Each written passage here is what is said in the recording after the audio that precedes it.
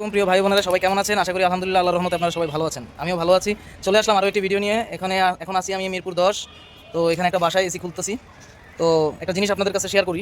বিষয়টা এরকম যে এই ভাইয়ের যে কাস্টমারের বাসায় আসছি ওনার এই এসিটা আগের ছিল। তো উনি দেশের বাইরে ছিল 2-3 মাস কোনো কারণে, ঠিক আছে। তো আইসা দেখে তার এসির যে কম্প্রেসার আছে, কন্ডেন্সার আছে, ফ্যান আছে, এগুলো সব চোরেরা পার্ট বাই পার্ট খুলে আলাদা আলাদা নিয়ে গেছে। তো ভাই দেশের বাইরে থেকে আসার পরে এই যে নতুন একটা এসি কিনছে, এটা আমরা এখন খুলে আমাদের অন্য যেই এলাকায় এসিটা উনি শিফটিং হচ্ছে ওইখানে যেয়ে লাগাবো। তো আপনাদের কাছে যে মেসেজ এটাই যে আপনারা যেখানেই যে অবস্থায় থাকেন না কেন অবশ্যই এগুলো একটু খেয়াল রাখবেন, কারণ এখন চোরের উৎপাত খুবই বেড়ে গেছে, বিশেষ করে গণ অভ্যুত্থানের পরে। এরপরে চোরের এখন খুব বেশি স্বৈরাচার হয়ে গেছে। তো সাবধান থাকবেন।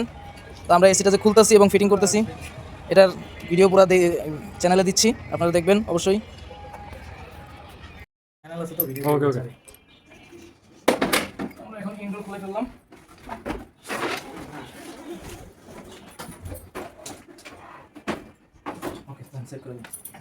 আসলাম যে বাসায় আমরা এসিটা এখন ফিটিং করব। তো ওই বাসায় এই যে এখানে আমরা মাপ দিলাম। ইচ্ছা করলে আমরা ব্যাক টু ব্যাক পাইপটা নিতে পারতাম, কিন্তু ব্যাক টু ব্যাক পাইপটা নেওয়া যাবে না, কারণ বাড়িওয়ালা নিষেধ আছে যে উনি বলছে যে এখানে ফুটা করা যাবে না, ওয়াল ফুটা করা যাবে না। তো এখন বিকল্প উপায় আমরা এটা জালনার যে ইয়ে আছে এই জালনা দিয়ে আমরা পাইপটা বের করে এখান থেকে পাইপটা টাইনে এই আউটডোরটা বারান্দায় সেট করবো। তো জানি না কেন এটা বললো। তো দেখতে অসুন্দর লাগবে, তারপরে যতটুকু চেষ্টা করবো যে সুন্দর করে লাগানোর জন্য।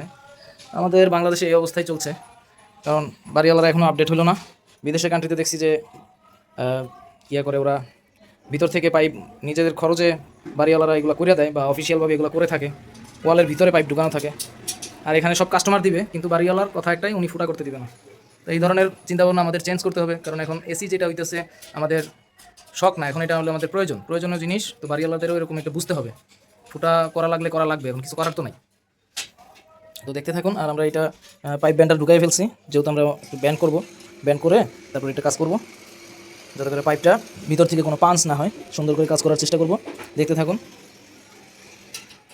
তো আমাদের যে টেকনিশিয়ান সে এখন বেস প্লেট লাগাইতেছে, প্রফেশনালভাবে উঠাবে।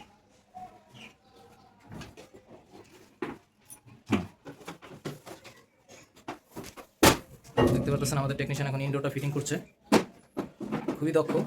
এবং আমাদের যে কাজগুলো এগুলো যদি আপনার ভালো লাগে অবশ্যই আমাদের ইনবক্সে কমেন্ট করবেন, লাইক করবেন, শেয়ার করবেন।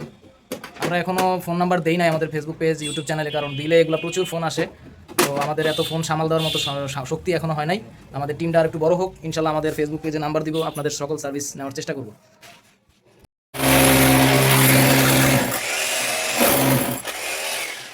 আমাদের এসি আউটডোর ফিটিং করলাম, এই অবস্থা এখন একদম পুরা কী বলে এটাকে, চঞ্চল চৌধুরীর মতো টাইটাই অবস্থা, একদম পুরো টাইটাই, একটুও পাইপ নাই। খুব কষ্ট করে আমি ভাবছি শর্টই পড়বো, যাই হোক আলহামদুলিল্লাহ শর্ট পড়ে নাই।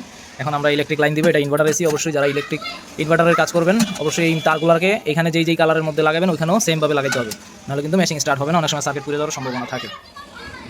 আলহামদুলিল্লাহ আমাদের এসিটা ফিটিং করা কমপ্লিট হয়ে গেছে। দেখতে পারতেছেন 26 টেম্পারেচারে আমরা এসিটা চালাচ্ছি, এবং জানলার পাশ দিয়ে যে পাইপটা নিয়েছিলাম এটা একদম ককশিট ফোম দিয়ে ইনসুলেশন করে দিছি। তো এখন